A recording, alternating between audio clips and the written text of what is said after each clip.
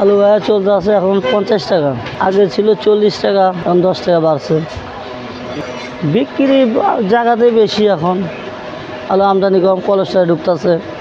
যখন কলেস্ট্রল থেকে ছাড়বো তখন হয়তো একটু কমতে পারে। পেঁয়াজ হলো 50 আর আলু হলো 50, নর্মালটা 50, আমাদের নর্মালটা আছে 50 আর ভালোটা আছে 60 টাকা। কপি 40 আছে, ফুলকপি আছে 50,